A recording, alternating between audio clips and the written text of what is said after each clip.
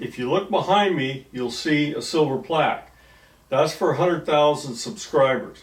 That's for Gray Furnace Man, not for Electric Car. Would you please subscribe so I can get another one of them things? Thank you. Okay, in an earlier video, I attempted to kind of explain the difference between scheduled charging and scheduled departure. And I wanted to go a little bit farther on the scheduled departure part of this thing. Now, that earlier video I did is linked at the end of this.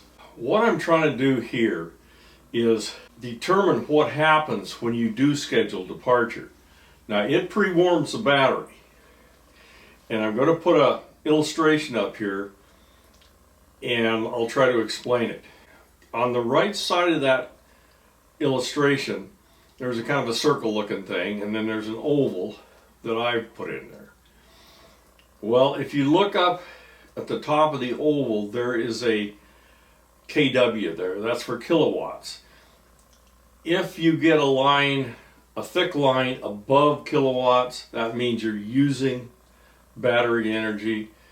And if you get a thick line below it, this is while you're driving, of course, you are regenerating, putting power back in the battery.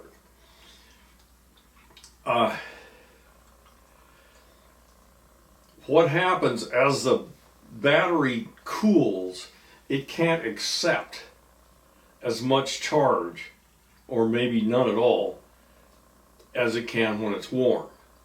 Now, if you notice, it says 34 degrees on that thing, and the line below kW is solid, and then it goes to dots. Okay, where it goes to dots, there is no regeneration to that amount. Like, you have a 50 there, it's actually, the dotted line starts at about 30, and below that you have a 50, and that's 50 kW. So I will not be able to charge through regeneration over 30 kW in that situation.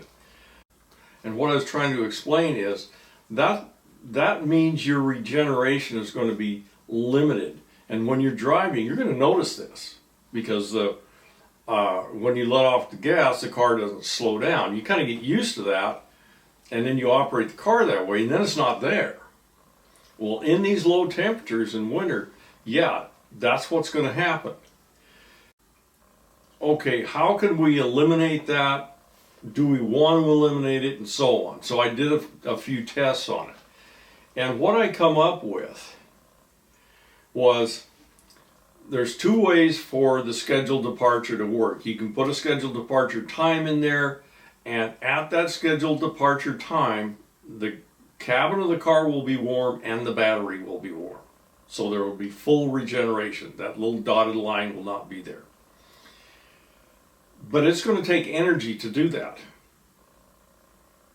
It's not going to just charge the car. It has to heat the battery too. So to imitate that, you can also just turn on the cabin heat, the climate control, on the app. Just turn it on. Well, what it does, it warms up the cabin and it starts warming the battery. Now, the battery doesn't warm near as fast as the cabin does. It takes quite a while. And so what I've noted up there, you can see I've circled the time, and I've also circled the battery icon that has a snowflake in it. That's telling me the battery is not going to accept as much, or perhaps no, regenerative charge. It's below its operating temperature.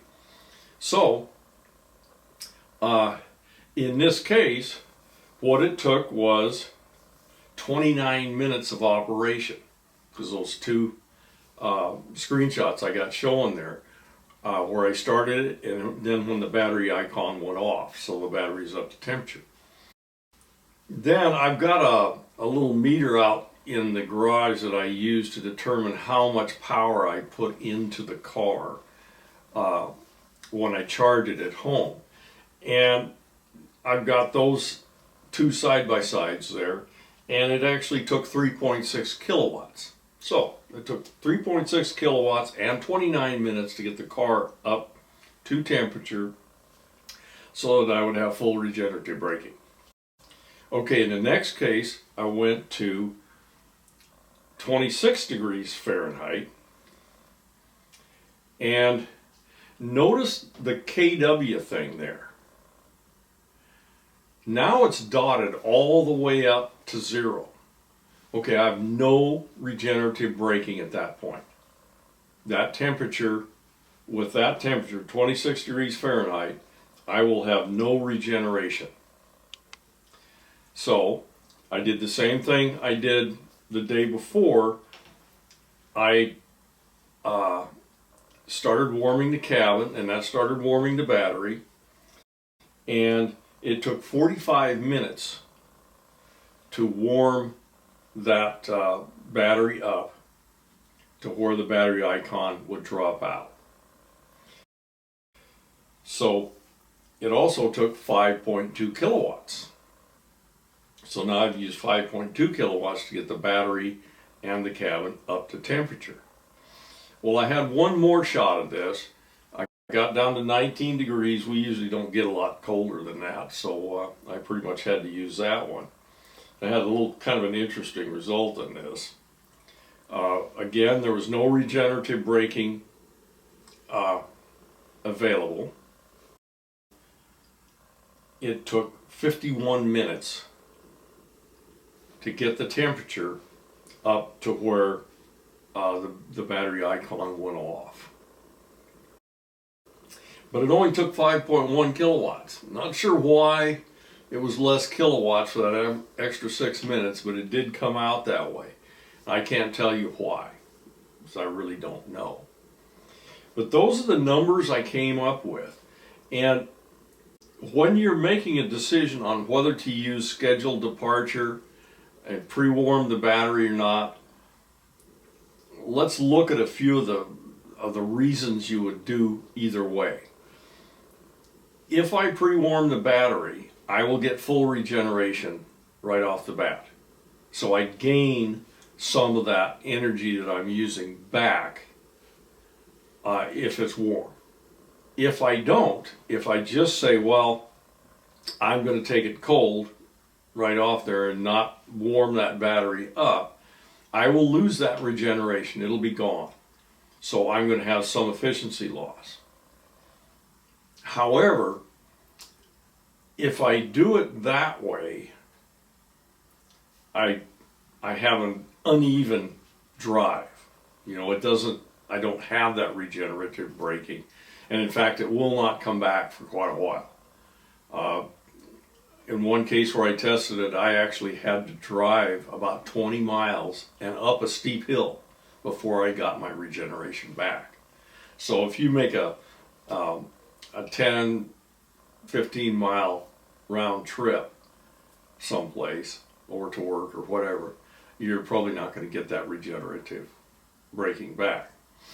If you do get regenerative, if you do have all the regenerative capabilities by pre-warming that battery, again, if you went on that 15-mile trip, you would gain at the most about half a kilowatt with regeneration. So you're not going to get that 5 kW or the 3.6, or you're not going to get that back.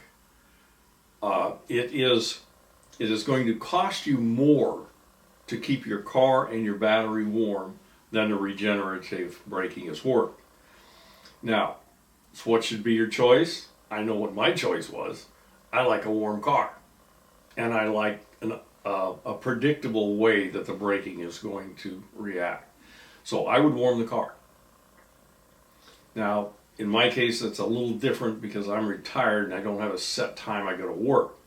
Well, that means I'm probably going to have to either pre-warm the battery, an hour before I want to go, or I would have to set up for scheduled departure, assuming that I would go within a reasonable amount of time of when the battery and the car were warmed up in the morning for me to go. So it's a It's a choice you can make. Certainly, the cheapest way is to do without the regeneration. But how comfortable do you want to be, and how predictable do you want your braking to be? That's pretty much the difference. That's it on this one.